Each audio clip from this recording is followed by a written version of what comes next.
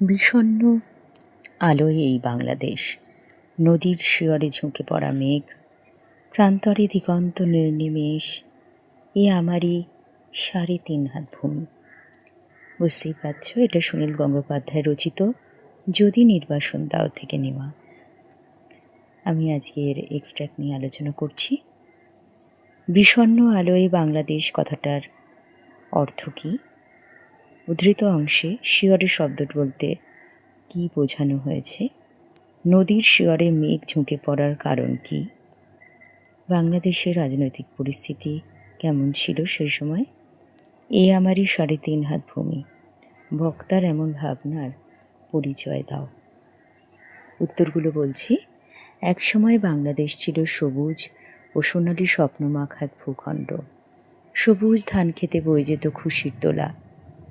কিন্তু সেনারা যখন অত্যাচার শুরু করে, তখন সেই সবুজ ধান খেতে দেখা যায় রক্তের চাপ। আবার নদীর বুকে তখন ঘুরে বেড়াতে দেখা যায় লুঠেরা ও ফেরারিদের। বাংলাদেশের শহরে বন্দরে সোনার ফ্যাসিস্ট কায়দায় নিপীড়ন চালিয়েছে। এই নদীমাতৃক শস্য শ্যামল বাংলাদেশে তারা ছড়িয়ে দিয়েছে হিংসার উন্মত্ততা আর ক্রূরতা। এই ভয়াবহ পরিস্থিতি বাংলাদেশের পরিবেশ পরিস্থিতিকে বিষণ্ণতার কালো কাপড়ে মুড়ে দিয়েছে। শিয়রে শব্দটির অর্থ হচ্ছে শয়নকারীর শীর্ষে বা মাথার কাছে। বাংলাদেশের পল্লী প্রকৃতি ছিল সুজলা সুফলা শস্য শ্যামলা, কিন্তু বাংলাদেশের এই প্রাকৃতিক সৌন্দর্য মানুষের জন্য ক্রমশ নষ্ট হয়ে যাচ্ছে। মানুষ যুগে যুগে নানা ধরনের যে আবিষ্কার করেছে, এ যেন হয়তো তারই দায়।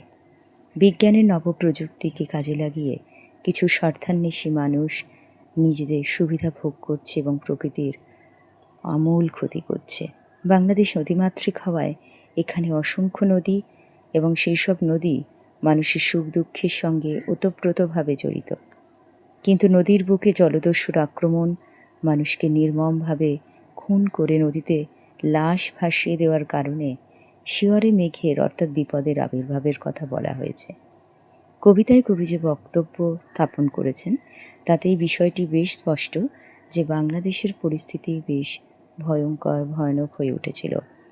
যে পল্লী প্রকৃতি মানুষের বেঁচে থাকার একমাত্র অবলম্বন ছিল, আশ্রয়স্থল ছিল, সেই পল্লী প্রকৃতির মধ্যে কিছু স্বার্থান্বেষী লোভী মানুষ নিজেদের স্বার্থের জন্য ব্যবহার করেছে।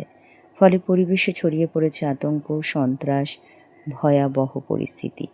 তাই বাংলাদেশ হয়ে গেছে একেবারে ভীতির কারণ, হারিয়ে ফেলেছে তার স্বাভাবিকত্ব। ধীরে ধীরে এদেশের পরিস্থিতি ক্রমশ অস্বাভাবিক হয়ে গেছে। কবি তার শৈশবের বেশ কয়েকটা সময় পল্লী প্রকৃতির বুকে কাটিয়েছেন আরামে এবং আয়াসে, কিন্তু তার স্মৃতি ভারাক্রান্ত শৈশব হঠাৎই ভয়ঙ্কর পরিস্থিতির সম্মুখীন হয়ে যায়। কারণ বাংলাদেশ হয়ে ওঠে যেন সন্ত্রাসবাদের একটা পীঠস্থান। এই পরিচিত চেনা পরিবেশ হয়ে যায় অপরিচিত অচেনা। যে শৈশব তার স্মৃতিকে জাগিয়ে তুলত, প্রকৃতির ঘ্রাণ আস্বাদন করে মন প্রাণকে ভরিয়ে দিত, বাস্তবে সেটা হয়তো আর সম্ভব ছিল না। তাই কবির ৩.৫ হাত ভূমি যেন অনাবাদী হয়েই থাকবে। কবির জন্মভূমির প্রতি আন্তরিক ভালোবাসা, মর্মবেদনা, সহানুভূতি এই কবিতার প্রতিটি অংশে খুঁজে পাওয়া যায়। কবি কতখানি ভালোবেসেছেন এই জন্মভূমিকে, এই বাংলাদেশকে, যেটা এখন বিষণ্ণ আলোয় পর্যবসিত এবং যেখানে প্রান্তরে দিগন্তে নির্নিমেষ রয়েছে নদীর শিয়রে ঝুঁকে পড়া সেই মেঘ।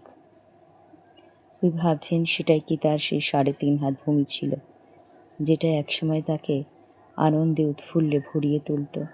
আজ সেটা কোথায় হারিয়ে গেছে?